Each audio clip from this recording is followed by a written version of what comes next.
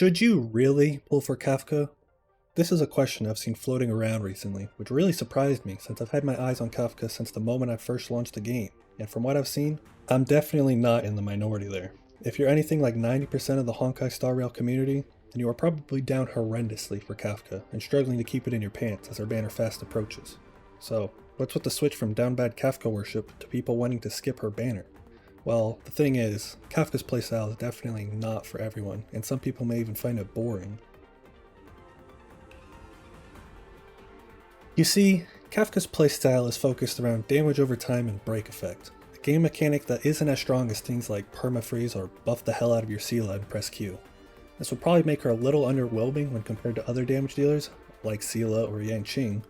Kafka is also shown off as an AoE lightning damage dealer, a role that can already be filled quite successfully by both Serval, who is free, and Jingliu.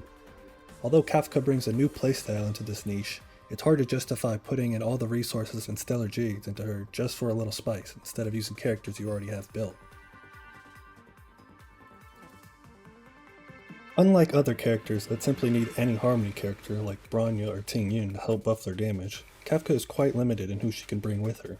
If you do decide to use Kafka, then you better hope you have a Sampo built as well, since his ult giving 32% damage increase to damage over time effects is kinda non-negotiable.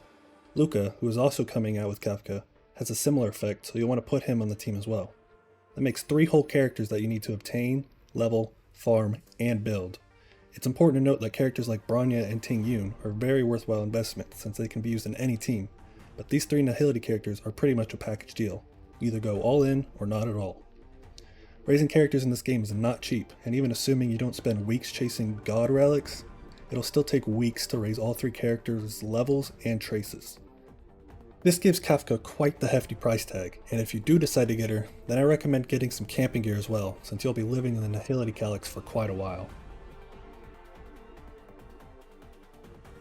If you're someone who just wants to clear Memory of Chaos, then another AoE lightning damage dealer is redundant and your pools are better spent on upcoming characters like Imbibitor Lunae or jingliu. As I said earlier, AoE lightning damage is already a niche filled by 2 other characters, while other niches are extremely hard to fill currently, such as Imaginary DPS, which can only really be filled by Welt, a character that you can't guarantee to get unless you pick him after a 300 summon.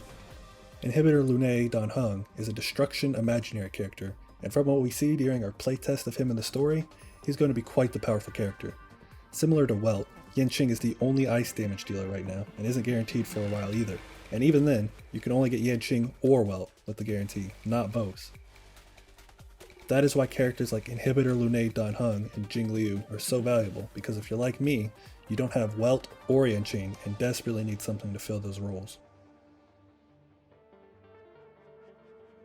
Finally, the last reason you shouldn't pull for Kafka is that she is simply too hot and you'll be too distracted to play the game properly. In all seriousness though, I hope this video gave you some insight to the drawbacks the character the community has been obsessed with since day one, and you'll heed these warnings.